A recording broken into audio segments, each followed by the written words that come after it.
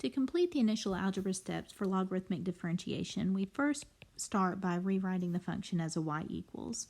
The other thing that I would do at this step is change any roots to powers that I see. So we have a 5 square root of x in the bottom, so I'm going to change that to x to the 1/2 power. Other than that, we just copy it over here. And the next step, once we have y equals, we take the natural log of both sides. So we have the natural log of y equals the natural log of this complicated right-hand side.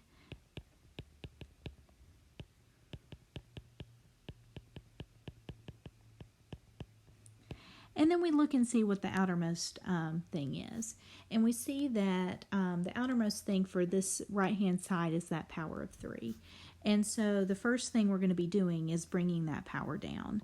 So we have the natural log of y again on the left-hand side, and we bring that power down front. And that helps us a little bit because now we at least have we don't have to have those parentheses raised to the power there. So we can drop the parentheses and we've got just the fraction. So we've made some progress. Okay.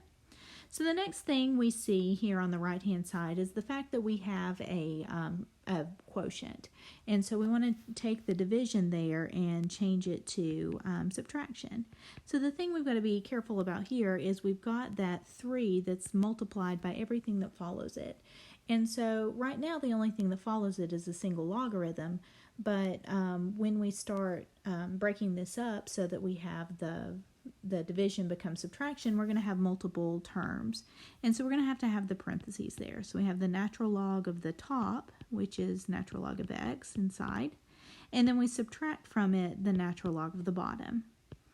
And that bottom actually has 3 terms in it.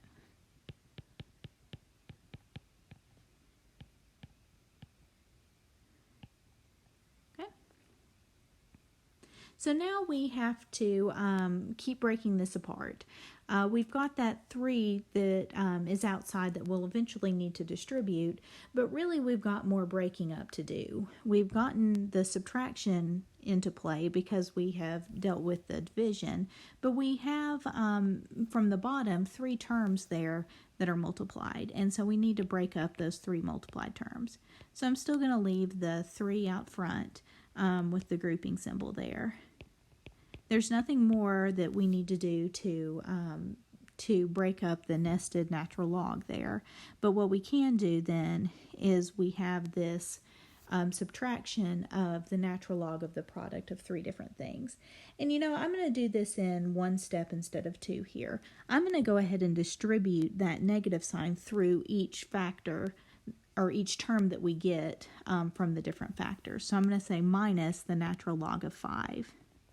And then minus the natural log of x to the 1/2, and minus the natural log of x to the 4th plus 8 raised to the 6th power. Technically speaking, I would have minus and then parentheses 3 things added together, but I'm taking those 3 things that are added together and going ahead and distributing that minus sign across so that I have 1 less step to write. So I still do have this 3 out front that perhaps I would like to go ahead and distribute now that I have broken up into sums and differences as much as possible. So I've got 3 natural log of x minus 3 natural log of 5 minus 3 natural log of x to the 1/2 minus 3 natural log of x to the 4th plus 8 raised to the 6th power. So now I no longer have parentheses, and the very last step that I would do to simplify this for the derivative would be to bring powers down. So I have the natural log of y is equal to the 3, and then the nested natural log. No power there, and the next term doesn't have one either. But then this next one does. We have the 3 times the natural log of x to the 1/2. So really when I bring down that 1/2 power, I would have 3 times 1/2. So I'm just going to go ahead and write that as 3/2 times the natural log of x. And then the last term has the power of 6. So I do have that multiple 3 that's sitting there. And when I bring the 6 down front, I'd have the 3 times the 6 would be minus 18. And then I've got the natural log of x to the 4th plus 8. And that's as far as we can go. In calculus, we do the derivative, but as far as the algebra goes, that's as far as we go. We've got this looks maybe easier, maybe more difficult. Other common things that people mess up are this plus sign that's right here. We can't break up that logarithm anymore. We can break up things that are multiplied or divided, but we cannot further break up any sums or differences that are inside logarithms. So we're just stuck with that. And so we don't have any other algebra that we can do to make this simpler. And we're prepared at this point then for the derivative.